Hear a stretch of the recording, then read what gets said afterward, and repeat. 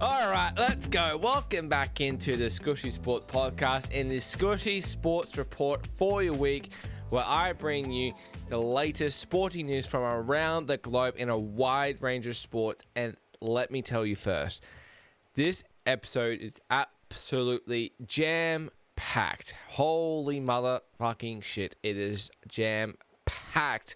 Such a great episode. I cannot wait to give it to you all.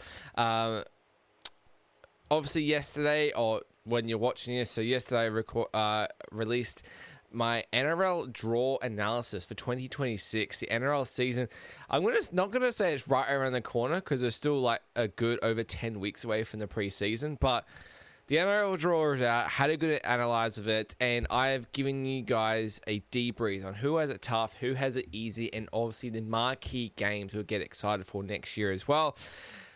Thursday, so tomorrow I'll have week 12 of the Red Zone report for you guys. So 7 more weeks of the regular season before playoffs. It is just going flying by. It's just so quick. But as I said, we have a jam-packed episode. I'm going to give you my Women's Player of the Week, of course. We're going to touch a little bit on the Rugby Union scores, which is a little bit depressing this week. Touch on the cricket. We've obviously got the Ashes coming up and a few other series happening around the world. We're going to touch on the darts as well. It's been a while since we've touched on the darts. We've had our Grand Slam of darts just finished, so that the darts season has finished for the year. And then we're going to cross to the tennis. The tennis season has also finished with the ATP finals. Going to cross to a bit of golf as well. The DP World Tour Championship, so the European Tour season has come to a close as well. I'll give you a bit of a recap on that. And of course, our weekly update on the NBA season and the NHL season as well. I don't know if I'll get there with NFL today, just because I'm not sure if I have enough time, because this episode is just so jam-packed. But we'll see how we go. We will see how we go. But let's get straight into it. And as I said, we're going to get straight into my Women's Player of the Week, where I always like to start. And that is always goes to what I think. I go through sort of the best female performances of the week, individual performances generally. I haven't had a team yet. And I choose from there who I think deserves to be the best Women's Player of the Week for my podcast, and who has just had the best standout performance of the latest week. And we're going to cross to golf this week. I don't think we've had a female golfer as a Women's Player of the Week this week, which is exciting.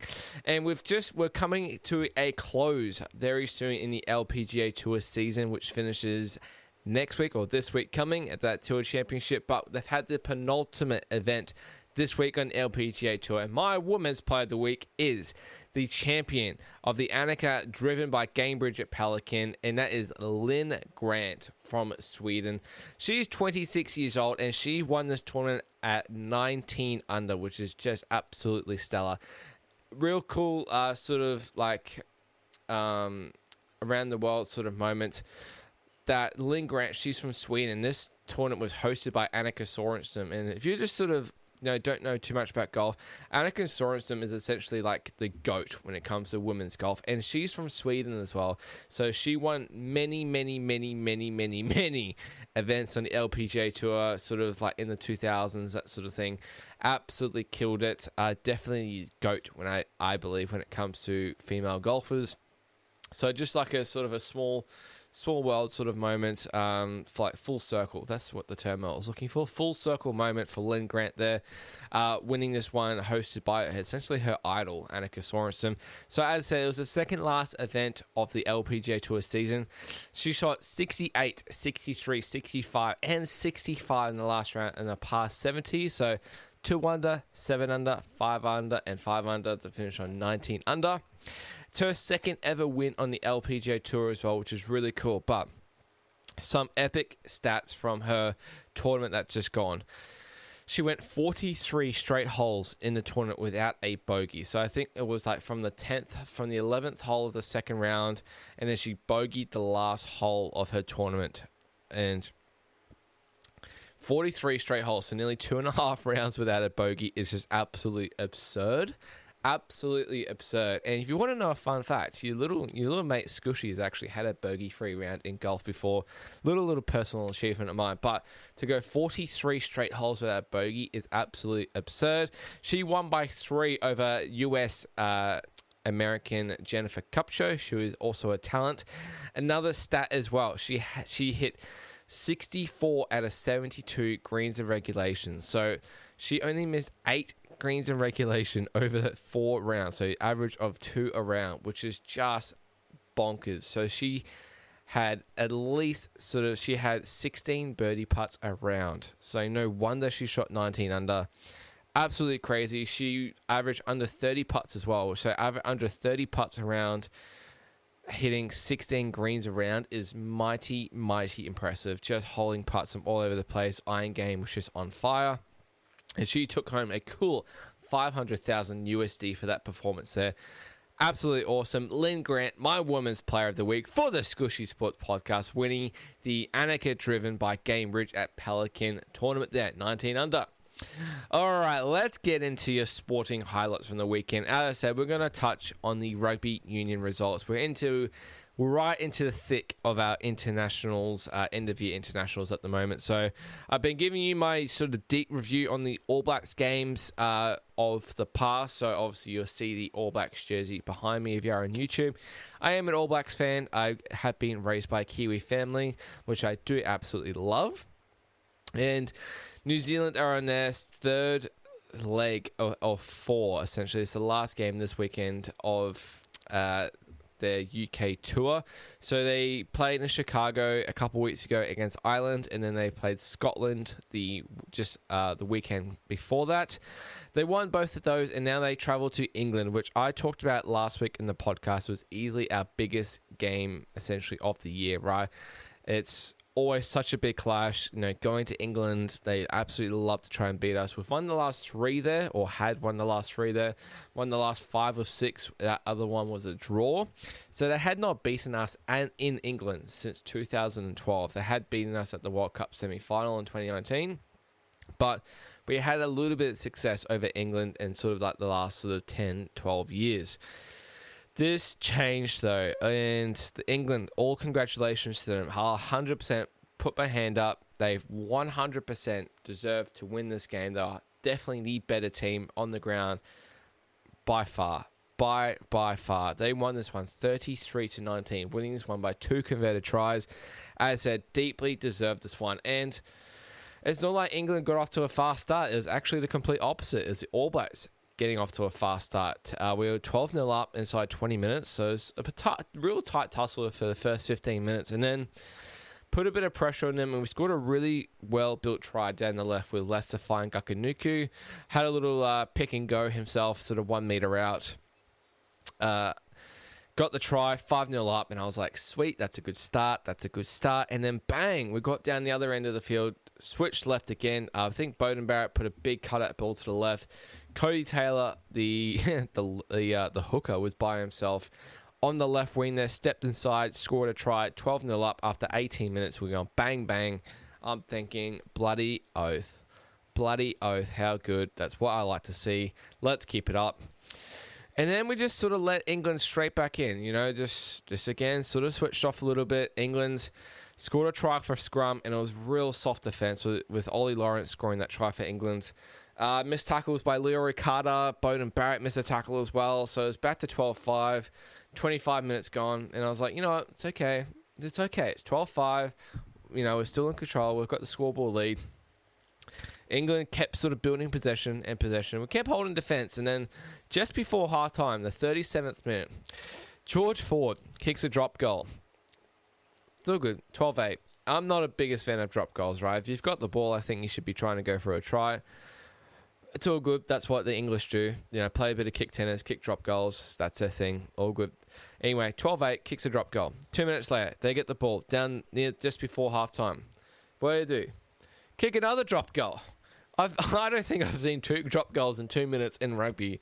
I don't know for a very long time or ever. You just don't see it. So he absolutely nailed them both. It was 12-11 at halftime to the All Blacks. Despite us letting them back into it, I was still thinking, I've still got the lead.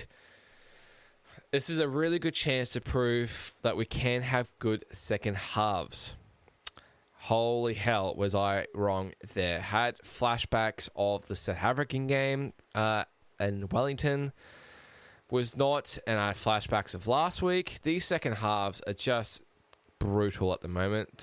I remember we let them back in against Aussie in Perth, let them back in against Aussie in Auckland as well. These second halves are brutal. I do not know what is going on at halftime with these chats with Scott Robinson. They have got to change though. I will say, I thought the yellow card to Cody Taylor straight out of halftime in the second half was absolutely bullshit. Absolutely bullshit.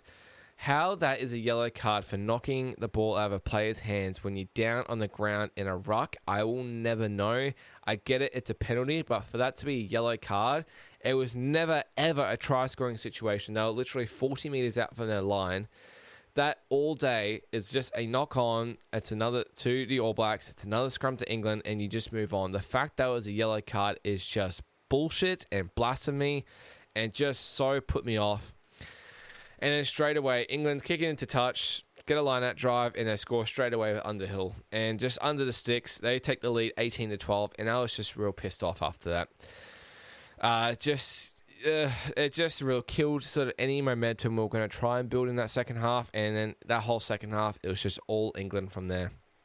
They also had a try disallowed a little bit later in the 49th minute due to a knock-on, which 50-50, that could have been a try, honestly. And then just as Cody Taylor was about to come on, I think there's about sort of a minute left for him to come back on. We had a line-out right on halfway, and England win our line-out, which is just very annoying. And they throw it back to forward. He kicks this mint 50-22 to like 5-10 meters out from their line. Again, I spoke about it last week. I hate this 50-22 rule, but if it's there, the rule's there, it's there, right? You've got to use it to your advantage, and that's what they did. So they've got immediate possession right on our line, and straight from the line-out move, they scored a try with Dingwall. It was a good move. Straight under the post, 25-12. And I'm just thinking, in the 36th minute, it was 12-5. And now in the 50th minute, it's 25-12.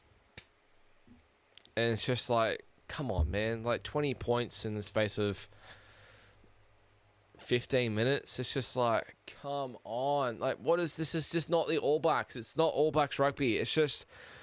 it's very frustrating to watch.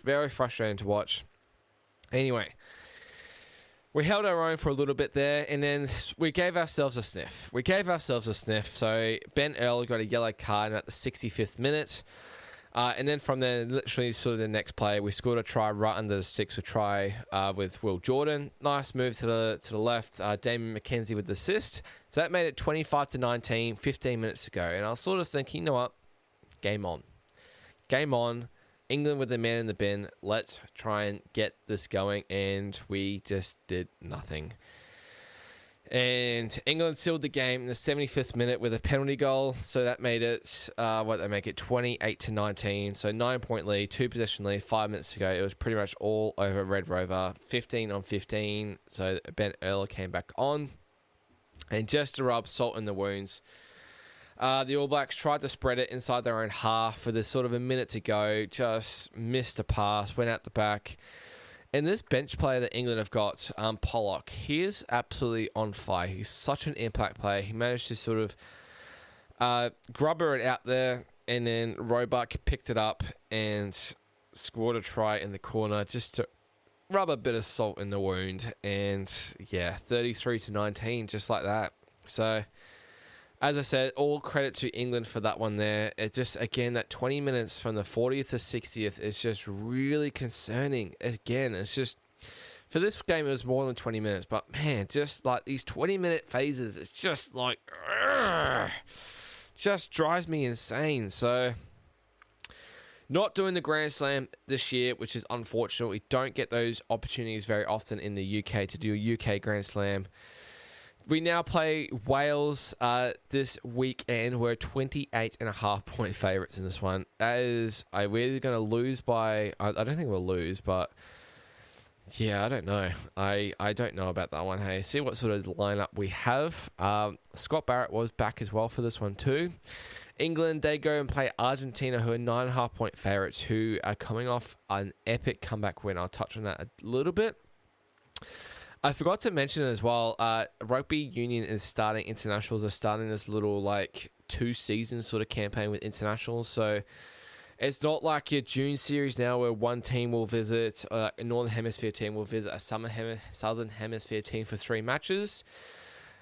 It's going to be like, I think we've got Italy, France, and I want to say England coming down to us in sort of mid-year next year. So it's like a 2-stage thing. So it'll be like points from the June and then points from the end of year tour as well. And then they'll sort of combine to like make an end of year thing, which I think is really cool sort of concept to try and build international rugby a bit more rather than just these end of year tours. Rather than just like your June series where like we play England or we play France 3 times, that sort of thing. I think it's really cool. So good to see like the Italians like be able to come down here. It doesn't happen very often, if sort of at all, really, in all honesty. So moving on from that absolute shit show that was. I said credit to England, but still absolute shit show. What I always like to see. So for me, growing up as an All Blacks fan, right, there's 2 teams that we supported. I get it. I live in Australia. I get it. There's 2 teams that I got told to support when I was growing up by my dad.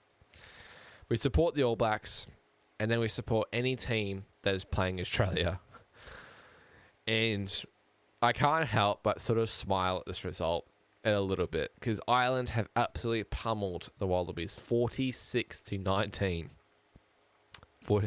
If you're not listening, if you're not watching on YouTube, I'm literally smiling looking at the result. I watched the highlights as well, and Aussie just got their absolute ass kicked. Just shocking defense. Shocking defense. The first 2 tries that Ireland scored, the guy went in untouched. Mac Hansen, I think he's returning fullback, first game in a while. He literally scored a hat-trick in the first half. And just like, yeah, I mean, honestly, they were only down 19-14 at halftime, and then they lost the second half 30-5. Just an absolute capitulation. They were absolutely nowhere. Ireland just did their thing. When they get their attack going, they're pretty hard to stop, and that's pretty much what happened in the second half. Sorry, they lost the second half 27-5. That's good math by me. 27-5, they lost the second half, but just got their ass kicked. They put James O'Connor back at number 10 after Carter Gordon last week. I think they've lost the last 7 of 8 now. Since that big win in South Africa, Ellis Park, they've absolutely capitulated ever since. And honestly, after that South African game, but people in Australia, the Australian media, even I want to say like around the world as well, kind of felt like maybe the Wallabies were turning a corner. Doesn't seem to be happening. They are don't want to say 0-3 on this trip so far. They did beat Japan but they have not had a good trip so far to the north, and now they've got to go and play France. They now play France in France. They're 16.5-point dogs in that one there. I am not expecting them to win that one there. And Ireland, they now play South Africa. That is going to be an absolute mince matchup there. They're 6.5-point dogs at home. Very similar line to what they were against the All Blacks, but that was in Chicago. I would be backing the underdogs there. I think South Africa, last game of the trip, they may be a little bit tired. Ireland will be very up for that one to beat South Africa after beating Australia on the weekend. So speaking of South Africa, they had a relatively easy game. They just beat Italy 32-14 on the weekend. Nothing special. Italy actually covered that game. And then France, they only beat Fiji 34-21. So nothing to sort of cry home about. Maybe there's a bit of a, not a look ahead because they got Australia, but maybe a bit of a letdown spot after losing to South Africa the weekend before, but Fiji covered that one as well. So shout out to Fiji and Italy covering the big lines in that one there. Speaking of Argentina, I mentioned them a little bit before. They played Scotland in Scotland, right? And they were 21-0 down in the second half. They were down 21-7 or 24 to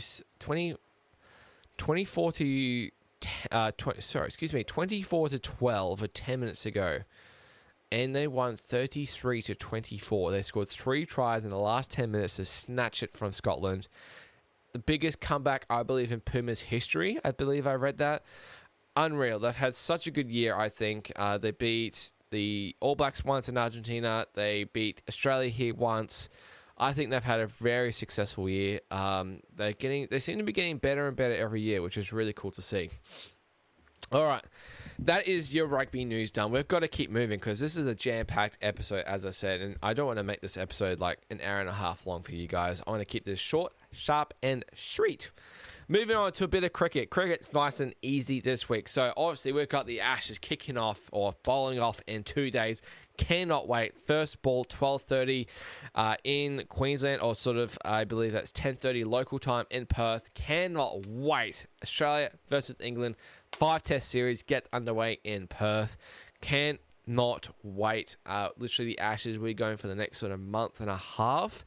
The New Year's Day test finishes generally around the start of January. Cannot wait. So big news coming out of the last week is Josh Hazlewood will not be playing in this test. Will not be playing. So him and Pat Cummins are out of the first test. So Josh Hazlewood did a hammy in Sheffield Shield sort of about a week ago. Anyway, he's out of the first test. So not sure how their bowling lineup is going to look. I'd say, like, obviously you got Mitch Starc there. You've got to have Scotty Boland there. And there's another guy. Obviously, I believe you're going to have Cam Green there as well. Going to be interesting to see how this lineup is looking. So yeah, first test Friday. Cannot wait. New Zealand are playing West Indies in 3 ODIs at the moment. They played the first one on Sunday. New Zealand only beat them by 7 runs. So they had about 269, and the West Indies were not able to chase it down. They got 262 in 50 overs. They did not even get bowled out. Shout out to Daryl Mitchell, who got 119 off 118, raising the bat for the Kiwis, the Black Caps. You absolutely love to see it. And I actually I actually did watch a little bit of this test. So South Africa are touring India for 2 tests, some ODIs and some T20s over the summer. And this test was over in 3 days in India. South Africa batted first, scored 159 all out. Then India go out all out 189. Then South Africa go back out second innings 153. India needed 124 as a target to win this one. I remember seeing them before they started their second innings. They were about $1.10 to win. And they got fucking rolled at home for 93. 93. Absolutely unreal scenes. Just crazy capitulation by India there at home as well. I know my mate Vinny will not be happy with that one at all. And you know what?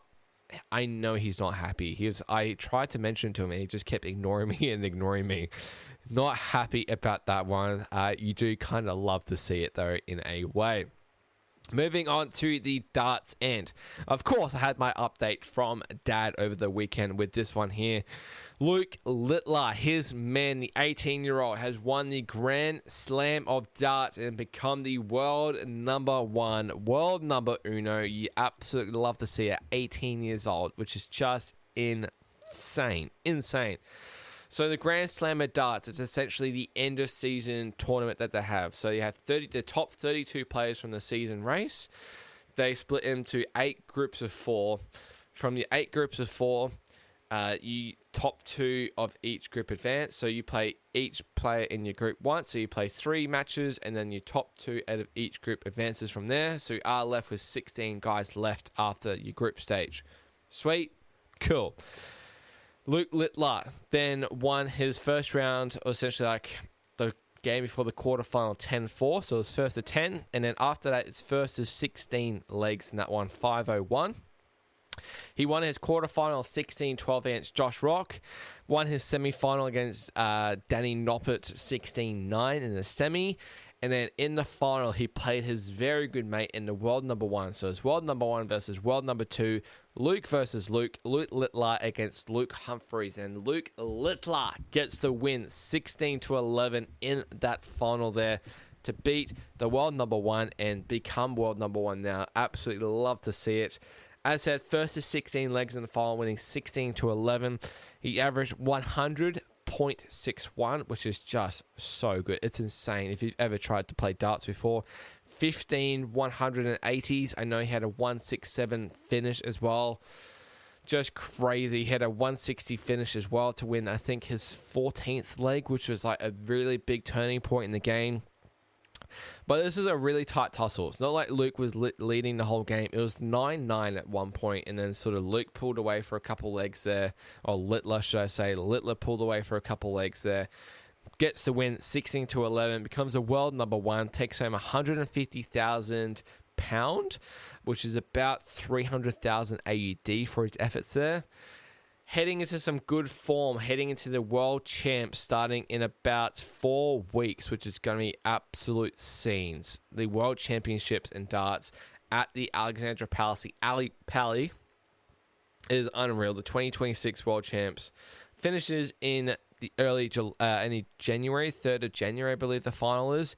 Littler is actually the defending champion of that one too, so I cannot wait to go see him try and defend this one, and he's the clear favourite as well, paying $2.10 to defend that one there. Moving on to the tennis. We're making some good time here, fellas. We're making some good time. In the tennis, we had the ATP finals over the last week, which is like the end of season race, just like your darts, just like your golf, that sort of thing. And this one is all that your top 8 from the season race. So ATP is just the men's. So Elena Rybakina, she was my Women's Player of the Week last week, winning the WTA finals. Now we had the ATP finals, and we had Jannik Sinner winning the ATP finals in this one here, defeating Alcaraz 7-6, 7-4 in the tiebreak, and then 7-5 in this one here. Absolutely unreal. Alcaraz was actually number 1 seed going into this one against Sinner. Now Sinner will definitely be number 1 in the world. But the format for your ATP finals, similar to the darts, it's just about the top 8 of your season race advance across the year. Your top 8, you have 2 groups of 4. You play your group once, and you play your 3 matches in your group, and then the top 2 from each group advance from there. So first in group 1 plays second in group 2, second in group 1 plays first in group 2. So this meant that Sinner ended up playing Alex de Minaur in the semi-final, which is cool. Aussie in the semi there. He beat him 7-5, 6-2 in the semi there. And what I want to say about Jannik Sinner winning this, apart from winning an absolute boatload of money and having 5 double faults in the final, he did not lose a set the whole tournament over 5 matches, which is absolutely crazy. See, he's just insane. Especially against like your top 8 players in the world, for him not to drop a set, 10 sets to nothing, crazy, absolutely unreal. And the prize money in this is just absurd. I thought golf was absurd, but this is pretty bloody absurd. So, if you go through the tournament undefeated, winning all your matches, you pocket $5 million USD. Holy dooly, he's just won $5 million USD, just like that. If you just manage to make the ATP finals and you lose all 3 of your matches in the group stage, you still pocket $331,000 US for your efforts. Every single win that you have in the round robin is worth $400,000 US. So, if you're a guy that didn't make it through to the semi but still won 1 match in your round robin, you still literally pocketed over $700,000 USD, which is just absurd. It's just crazy. It's just crazy. If you win your semi-final, you pocket $1.2 million. So with Alcaraz, he won all 3 games in his group stage and then won the semi. He ended up winning still over $2.1 million or something for his efforts. It's just like insane. So de Minaur still pocketed over $700,000. Just insane money. It was $15 million purse for that one. Just crazy. But massive congratulations to Jannik Sinner, the Italian, going back to world number 1, defeating pretty much going to be his biggest rival for the next 10 years, Carlos Alcaraz, 7-6, 7-4 in the tiebreak, and then 7-5 in the final there. All right, crossing over to a bit of golf. And Not going to touch on the PGA Tour because that's pretty much in its sort of end of season, pretty much just sort of calming down a bit before it gets sort of teed off again with the Century Tournament of Champions in the new year. But we had the DP World Tour Championship, so essentially the old European Tour, right? They had their Tour Championship, which finished in Dubai. The course looked unreal, looked so cool. I love those sort of like courses like in Dubai, Abu Dhabi, that kind of thing.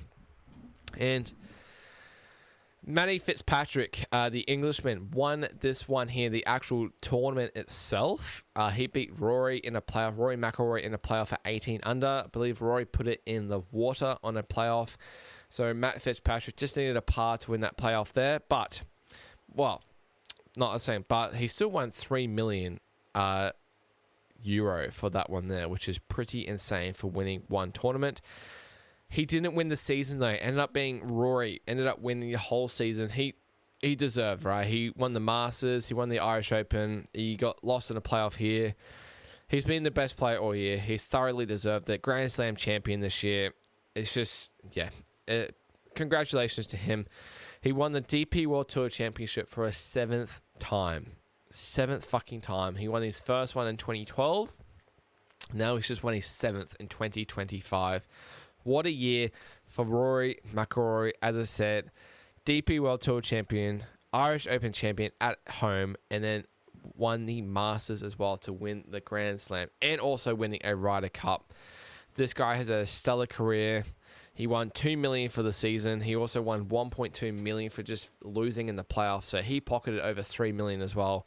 Not that he needs the money, because this guy is absolutely loaded. But massive congratulations to Rory McIlroy and also Matt Fitzpatrick. All right. They are essentially your main sports done. I am going to finish off the episode with a bit of American sport talk, and we're going to talk about the NBA pretty much briefly. My weekly update on the NBA. And we've had a bit of movement in the MVP sort of odds. So SGA, so Shai Gilgeous-Alexander, has essentially been the favorite all season. Even before the season started, he's essentially been the favorite. He's still at 270, which is what his price was last week. But Mr. Nikola Jokic from the Denver Nuggets has been absolutely charging the last week. He's had a 50-burger game, I believe. He had, what did he have? I think he had 51. Or maybe it was, 51 against the Kings, I believe. He's had triple-doubles like every game. He is now 245 for the MVP, the new favorite there. In my opinion, essentially a 3-horse race. You got Luka Doncic at $5. Giannis is there at 16 as the 4th favorite, but he's just done his groin today. I'm not sure how long he's out for. Kay Cunningham, he's been out as well. Like, I'm not sure. He's 61. So essentially a 3-horse race for mine. I mean, Luka's an absolute alien as well. There's no reason why Luka can't win that one as well. But Nikola Jokic is just a freak. These guys are freaks, man. They're just unreal. The way that they're just, it's like whenever they shoot it, it's like they've just got a magnet in the ball into the basket. But just crazy, crazy things. Like we talk about Jokic, he's not top 5 in points, but he's leading the rebounds at 13.4 a game. He's leading the assists by over 1 assist in the league. He's got 11.1 assists a game. He's literally, the next is Cunningham at 9.9, and he's on 11.1. So he's literally leading the league by more than 1 assist, which is just crazy. Just bonkers.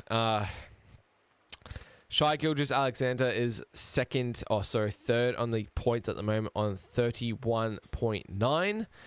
May even be second, actually, excuse me. So, Shai, he's looking good as well. They had a really good, well, not a really good win. They had a solid win against the Pelicans today.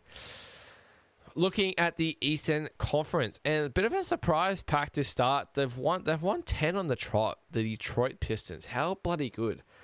They're sitting at 12-2 atop the Eastern Conference. They're ahead of the Cavs in second by 2.5 games.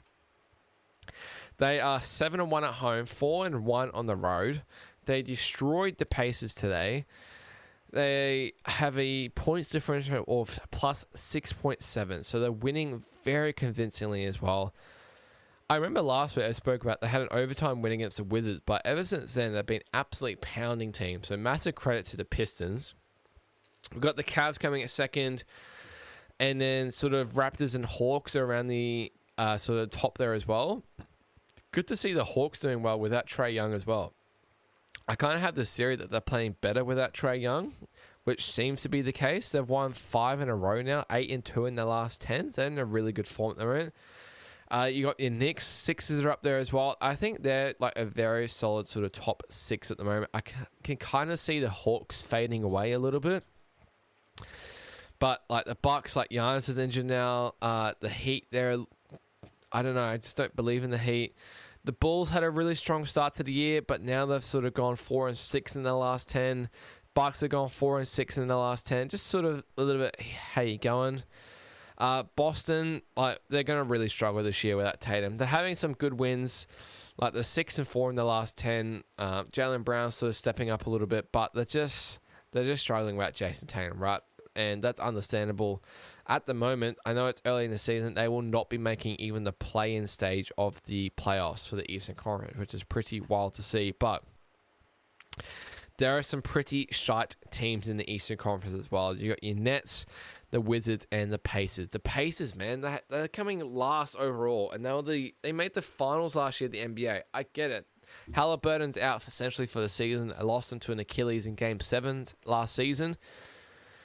But man, 1-13, and that one win, would you believe it, was against the Golden State Warriors.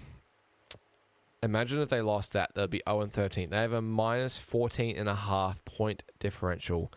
Not even the worst in the league. The Wizards are minus 16.5, minus 16.7. Wizards have lost 10 in a row.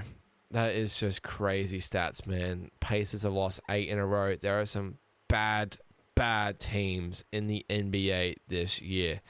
Wizards conceding 129.6 points a game. Is that even possible? 130 points a game, man. That is just wild. Crossing over to the Western Conference. No surprise here. OKC at the top of the Western Conference. 14-1, have not lost in the last week. Only loss has been against Portland. They have won 6 in a row since that loss, and pretty much killing teams as well. All by over double digits, it feels like. They were literally won the first quarter against the Pelicans by 25, I think today it was, and then just they didn't even cover. Pelicans got the back door. Unreal scenes in the last second. Unreal scenes to win by 17. The line was 18.5. You absolutely love to see it. But points differential, plus 15.5. They're killing teams at the moment. Absolutely killing teams. In my opinion, the Western Conference, I said last week I thought it was all right. I was wrong. It's looking like kind of like a 2-horse race in the Western Conference. Maybe you can throw the Lakers in there once LeBron comes back, which looks like it's this week. The Rockets, they're up there, but the Nuggets, I think the Nuggets are looking good. I say that, and they lost as 14-point favorites today against Chicago Bulls, who just lost the day before, yesterday, against the Jazz in double overtime. Tied legs, and they lose outright to the Chicago Bulls at home by 3. Unreal scenes. They're 10-3 at the moment. They had a chance to go 11-2. That was their first loss at home this year. They'll be fine. They're 8-2 in the last 10. They'll be fine. They're a good team. Houston, as I said, looking good. They're 3.5 games behind OKC, a half a game behind Denver. They've won 4 in the trot, 9-1 in their last 10. Offense is cooking at the moment, and they've got a really strong defense as well. And as I said, the Lakers, they're up there as well. If Lucas stays healthy, if Austin Reeves can stay healthy, LeBron, if he comes back and stays healthy, I think they'll be up there. It just depends. Like, the 10-4 at the moment, like, they're just looking okay, I think. You know what I mean? Like, I just don't know if they have, like, that in them compared to OKC and Denver, even the Cavs, even maybe Detroit and the Cavs at the moment. I would put those 14 and Houston above them at the moment. Just interesting to see. Spurs, Victor Wembanyama has essentially been sort of wiped out, right, from the NBA MVP race, because he's gone down for a few weeks with a calf injury. Here's a huge loss for the Spurs side. Huge loss. He was in the MVP race, and now Golinskis. So it'd be interesting to see. They're a bit banged up. Stefan Castle, they're like the second best player. He's essentially injured as well. But just a few sort of mediocre teams apart from that in the Western Conference, right? Like Timberwolves, I don't think they'll do much. Just sort of feel like a one-man team with Anthony Edwards. Golden State, they're going okay, 1-3 in the trot. Like, you know, they've got a good defense, but the offense isn't as good. Steph Curry is the 3-point leader this year. But, you know, he can't keep doing it all himself. And then you sort of got Phoenix, you got Portland and Utah to finish off the play-in spots. But I don't really rate Utah. I don't really rate Phoenix. I don't really rate Portland with no Lillard for this year. Like the Grizzlies, they're awful without Morant. Clippers are disgustingly bad, despite how loaded their roster is. They're 4-10. Mavericks, they're just a disaster. They finally fired the GM after what he did with Doncic last season. And then you got the King, and then you got the Pelicans. Kings and the Pelicans both lost 6 in a row. They both suck. There's some really bad teams in the NBA this year. Really, really bad. When you've got 4 teams after 14 games that have only won 2 games or less, it is very concerning. Very, very concerning. So, NBA, it's never my favorite sort of sport, I guess, out of the all 4 American sports, but I feel like there's only 4 good teams this year, and that would be OKC, Denver, Detroit, and I would probably put the Cavs, maybe the Raptors in there too, maybe. Potentially the Knicks as well once Brunson does come back from injury as well. Doncic is the clear points leader at the moment. He's on over 34 average a game. The second is Shea at 32. So he's the clear points leader. He's had so many 40-point games, I feel like, this year already. As I said, rebound-wise, Doncic is the leader as well with 13.5. So it's just crazy, right? Like, there's some absolute dogs in this league, and they absolutely can take over NBA games, and they're so crucial to these NBA teams as well. All right, crossing over to the last sport of the week, and that is going to be a little bit of ice hockey. One of my favorite sports, actually. And from the last week, we've had a tiny bit of movement, right? I sort of feel like this kind of teams at the top have kind of, you know, lost a few in a row, which is interesting. Except the Avalanche. The Avalanche are absolute cooking. The Colorado Avalanche. And that is all thank you to Nathan MacKinnon. He is the MVP favorite at the moment. He is also the points leader at the moment. Clear points leader. He's scoring the most goals as well. He's got the best plus minus as well. He is everywhere for the Colorado Avalanche at the moment. They are leading the league. They're destroying the Western Conference at the moment. They have won 6 on the trot at the moment. They're sitting on 31 points at 13-1 and then 5 overtime losses. As said, they have won 6 in a row. They are destroying at home. They're scoring so many goals for fun. It's not funny at the moment. They literally have like a 2-game lead over Dallas Stars at the moment. They have a clear lead in the Western Conference and a clear lead in the division. Dallas Stars, they're looking good. Actually, a team I probably didn't rate too much at the start of the year. They've won 5 in a row now. I really like Jake Ottinger. Rantanen's really good as well on that team too. Looking good, man. They're looking good despite my doubt at the start of the season. They're a playoff team last year. Pretty strong at home. Pretty strong in the road as well. Better record on the road. Last 10, 7-1-2. You can't go wrong with that. They're looking pretty good, won't lie. Surprise packet for me is still the Blackhawks, right? They had a win just recently. They're still hanging in there. They're still just hanging in there, 4th in the division. But just a couple teams that were sort of at the top like the week before, like the Jets were looking good. They're still not too bad. The Mammoth, they're sort of been a bit disappointing recently. But like your teams like your Wild, like the Ducks are still up there. So good to see the Ducks still up there. They're still winning games. They've had a couple losses. Like they won an OT today, actually. They had a few losses during the week, though. Vegas is really weird at the moment. I don't know what to think of Vegas. I thought Vegas would be a really good team at the start of the year, and they were, and then they've just sort of had a few really weird losses. I think they beat the Wild in overtime, and then they lost. Oh, sorry, they lost to the Wild. They beat the Blues before, and then they lost to the Islanders at home. Just some really weird shit going on. Oilers are still struggling at the moment, even though they're fourth favorite for the Stanley Cup. The Hurricanes, their second favorite. The Devils, the third favorite, and then you got the Oilers, literally tied for third favorite as well. Panthers, even despite their struggles, a good win today against the Canucks. They're still $11 for the Cup. So very interesting, right? These bookies still have the prices still sort of lined up that they're going to make playoffs and that they'll be fine.